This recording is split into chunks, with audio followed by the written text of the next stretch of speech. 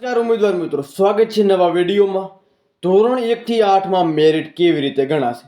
મિત્રો 24,700 ભરતીમાં મેરિટ કેવી રીતે ગણાશે એના ઉપર પ્રોપર વાત કરવાના છીએ. જે કઈ પદ્ધતિથી લેવાશે તો તમારું સિલેક્શન પ્રોસેસ થવાની છે.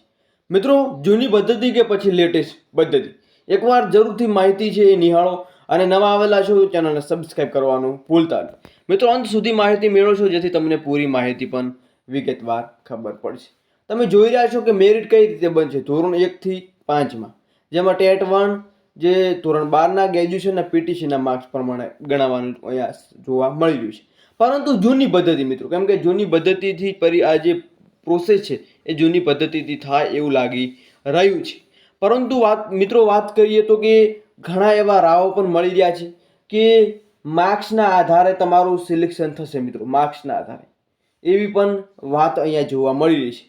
જો મિત્રો માર્ક્સના આધારે સિલેક્શન કરે તો ઘણા એવા ઉમેદવારો છે જેમને ફેક ડિગ્રીઓના કારણે એમનું મેરિટ પણ સારું બનતું હોય છે.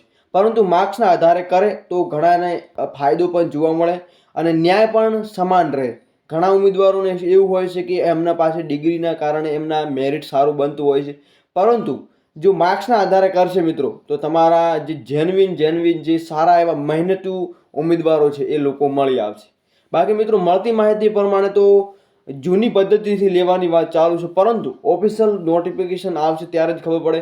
અને ઓફિશિયલ નોટિફિકેશન આવશે એટલે આપણી ચેનલના તરફથી તમને સૌથી પહેલાં માહિતી મળશે. જેથી સબસ્ક્રાઈબ કરવાનું ભૂલતા નહીં. ટેલિગ્રામને વોટ્સઅપ ગ્રુપ પણ જરૂરથી જોઈન કરો. મળીએ નેક્સ્ટ વિડીયો નવી અપડેટ સાથે. જય હિન્દ, જય ભારત.